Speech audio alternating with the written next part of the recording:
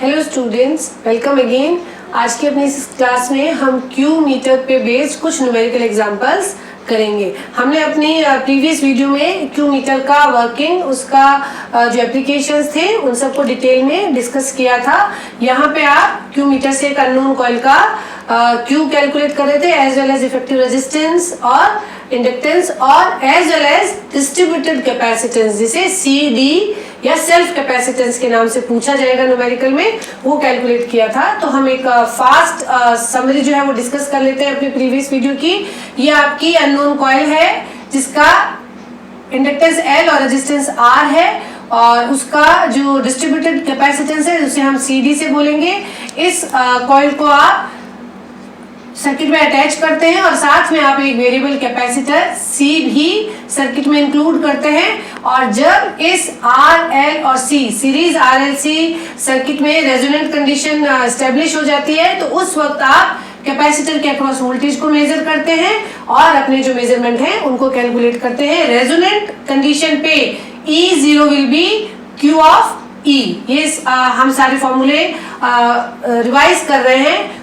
Q of output voltage will be Q times of input voltage, ठीक है।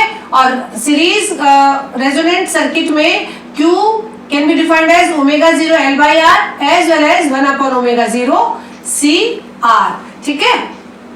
तो इस कंडीशन में जो रेजोनेंट फ्रीक्वेंसी है that will be ω0 is equals to 1/√L and C. L is the inductance in the circuit as well as C is the value of variable capacitor. इनके साथ साथ हमने इस कॉइल का सेल्फ कैपेसिटेंस भी calculate किया था। सर्किट को दो अलग अलग फ्रीक्वेंसीज पे रेजोनेंट करके और रेजोनेंस सेटअप करके, पहला F1 पे हमने रेजोनेंस कंडीशन नोट डाउन की with the value of capacitor C1। फिर हमने F2 पे सर्किट को सेट किया और रेजोनेंट कंडीशन को नोट डाउन किया with the value of capacitor C2। Condition इस मेजरमेंट की थी कि F2 should be twice of F1। Second जो फ्रीक्वेंसी है वो फर्स्ट की सेकेंड हार्मोनिक्स थी। अब जो न्यूमेरिकल प्रॉब्लम दी जाएगी उसमें आपको दो रेजोनेंट फ्रीक्वेंसीज दे दी जाएगी। पहली भी दूसरी की ट्वाइस हो सकती है, दूसरी भी पहली की ट्वाइस हो सकती है। तो आप उसी अकॉर्डिंग अपना फॉर्मूला में वैल्यू रखिएगा और कैलकुलेट कीजिएगा। अगर आपका F2 is twice of F1, ठीक है, तो F2 के अकॉर्डिंग आपका C2 है और F1 के अकॉर्डिंग आपका C1 कैपेसिटर है, जहां पे आपको रेजोनेंस मिला था। तो इन वैल्यूज को रख के आप सेल्फ कैपेसिटेंस या डिस्ट्रीब्यूटेड कैपेसिटेंस कॉइल का कैलकुलेट करते हैं। CD will be C1 - 4C2/3।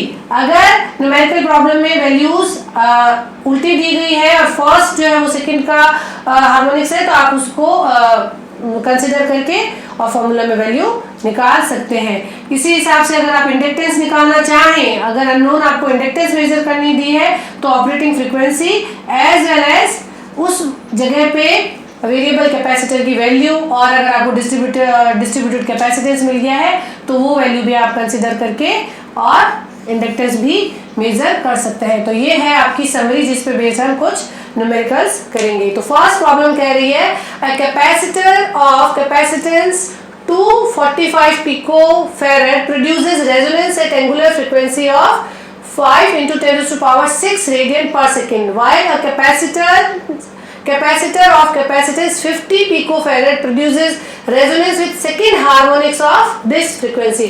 इसका मतलब ये जो second F2 is twice of F1, ठीक है ना। सेकेंड हार्मोनिक्स का मतलब है 2 times। तो यहाँ पे आपका न्यूमेरिकल 1 हम डिस्कस कर रहे हैं, और इस कंडीशन में आपको कैपेसिटर C1 की वैल्यू क्या दी गई है, 245 पिकोफैरेड पे आपको पहला रेजोनेंस मिला, और उसके लिए ओमेगा क्या था, रेडियन में दे रखा है, तो ω1 विल बी 5 × 10⁶ रेडियन पर सेकेंड।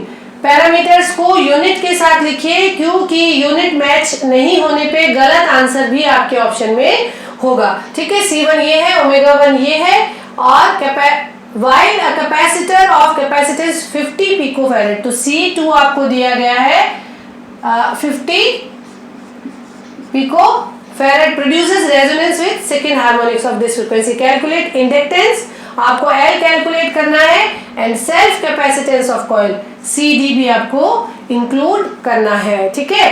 तो पहले हम इसमें CD कैलकुलेट करते हैं। C1 और C2 की अगर आपको वैल्यू दी गई है तो आप डिस्ट्रीब्यूटेड कैपेसिटेंस को कैलकुलेट कर लीजिए। CD will be C1 minus 4 of C2 by 3, that will be 245 minus 4 into C2 आपको 50 दे रखा है, ये पिको फैरेड में है, पिको फैरेड डिवाइड बाय 3, तो ये आपको CD की वैल्यू दे देगा, CD की वैल्यू 200, तो 15 पिको फैरेड आपकी आ गई है, 15 पिको फैरेड आपका आ गया है डिस्ट्रीब्यूटेड कैपेसिटेंस। आप इसको कंसीडर करिए और इसको कंसीडर करके किसी भी ऑपरेटिंग फ्रीक्वेंसी पे ओमेगा 1 C1 आपके पास है, ओमेगा 2 क्या हो जाएगा, omega 2 will be 10 into 10⁻⁶, second harmonics है ना। किसी भी एक सेट के लिए आप L1 जो L है वो आप कैलकुलेट कर लेंगे, तो L क्या होगा, L अगर हम इससे निकालें, अगर हम फर्स्ट के लिए निकालें तो L विल बी 1/ओमेगा² C1 प्लस CD, ठीक है। यहाँ पे ओमेगा 2 लिखेंगे तो C2 लिख देंगे। किसी भी एक सेट के लिए आप इंडक्टेंस निकाल लेंगे, उसको आप लिखेंगे ओमेगा 1 कितना है आपका, तो ये हो जाएगा 25, ओमेगा 1 का स्क्वायर लिखेंगे ना, 25 इंटू 10⁻12, और ये आपका आ गया C1 कितना है 245 प्लस CD 15, इनकी यूनिट है पिको फैरेड, तो 10⁻⁻12, ठीक है। तो इससे आपका L जो आ जाएगा that will B 153.8 micro Henry, ठीक है। तो ये आपका आ गया है इंडक्टेंस ऑफ द कॉइल, ठीक है। यहाँ पे आपका ये फर्स्ट जो न्यूमेरिकल प्रॉब्लम है वो सॉल्व होता है, उसके आंसर्स ये रहेंगे।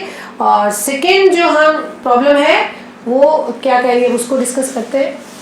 क्यू फैक्टर कैलकुलेशन के लिए जो क्यू मीटर काम में लिया जाता है उसका न्यूमेरिकल जब हम पढ़ते हैं तो हमें लैंग्वेज में बहुत ही लेंदी और बहुत ही टिपिकल सा लगता है, लेकिन एक बहुत छोटा सा फॉर्मूला है जिसमें बेस आपके 50% न्यूमेरिकल इस पे आते हैं और अदरवाइज आपका क्यू फैक्टर कैलकुलेशन बहुत सिंपल है। केवल 3 फॉर्मूला याद करने से आप इसके न्यूमेरिकल्स अटेंड कर सकते हैं। सेकेंड प्रॉब्लम बोल रही है coil was tested using Q meter at frequency of 3 megahertz, the value of capacitance that gives maximum voltage, ठीक है। मैक्सिमम वोल्टेज आपको मिलता है रेजोनेंस सेटअप जब हो जाता है रेजोनेंट कंडीशन पे, maximum voltage was 251 pico farad, तो आपको क्या मिल गया है, ये वैल्यू मिल गई है C1, जहां पे कि आपको रेजोनेंट सेटअप आपने कर लिया था। वाइल फॉर 6 मेगाहर्ट्ज, तो ये क्या हो गई आपकी सेकेंड फ्रीक्वेंसी हो गई। पहली फ्रीक्वेंसी 3 मेगाहर्ट्ज पे आपने रेजोनेंट अचीव किया 251 पिको हर्ट्ज पे, और 6 मेगाहर्ट्ज पे इट वाज 50 पिको फैरेड, तो ये आपका आ गया C2। Calculate the self capacitance of coil, बहुत ही सिंपल प्रॉब्लम है आपका सेकेंड। आपको सीधा फॉर्मूला लिखना है, CD will be C1 minus 4C2 by 3, C1 आपका है 251 पिको फैरेड और C2 आपका है अगेन 50 पिको फैरेड। आप वैल्यू रखिए, CD will be 251 minus 4 into 50, 200 divide by 3, that is 17 pico farad, आपका आ गया सेल्फ कैपेसिटेंस ऑफ कॉइल, ठीक है। अब आता है प्रॉब्लम नंबर 3 जो कि इंजीनियरिंग सर्विसेज 2012 का एक प्रॉब्लम है। देखने में प्रॉब्लम बहुत बड़ा सा लंबा सा है और इसको सॉल्व करने में हार्डली आपको 5 सेकंड लगेंगे। A Q meter is supplied with an oscillator having a 500 millivolt output, ये क्या मिल गया है आपको E, ठीक है। इनपुट जो आपने सप्लाई दी थी उसे हमने E से नोट डाउन किया था output voltage. while testing an unknown inductor, voltage across the variable capacitor is measured by digital voltmeter and it was obtained as 10 volt. Capacitor variable capacitor के across जो हम voltage measure कर रहे थे वो हमारा E0 मैक्सिमम वोल्टेज, ये आपको मिल गया E0। Q factor of the coil is, option दे रखे हैं 5, 10, 20 and 0.05। Problem number 3, E equals to 500 millivolt, E0 variable capacitor के across voltage that was 10 of volt. यहाँ पे हमने फॉर्मूला लिखा था E0 will be Q times of E। ये आपका सप्लाई वोल्टेज है और ये कैपेसिटर के अक्रॉस वोल्टेज है। तो 10 volt equals to Q into 0.5, मैंने इसको 0.5 लिख दिया मिली वोल्ट में, तो Q इक्वल्स टू 20। आपका जो कॉइल का क्वालिटी फैक्टर है वो आ गया है 20। तो यहाँ पे आपकी कुछ न्यूमेरिकल एग्जांपल्स भी हमने डिस्कस कर लिए हैं ताकि आप क्यू मीटर से रिलेटेड किसी भी तरीके का जो आपका प्रॉब्लम है उसे आप अटेम्प्ट कर सकें और उसे आप आसानी से जल्दी से सॉल्व कर सकें। तो यहाँ पे इस क्यू मीटर के साथ आपका इंस्ट्रूमेंटेशन का जो सेक्शन है वो मेजरली कंप्लीट हो जाता है।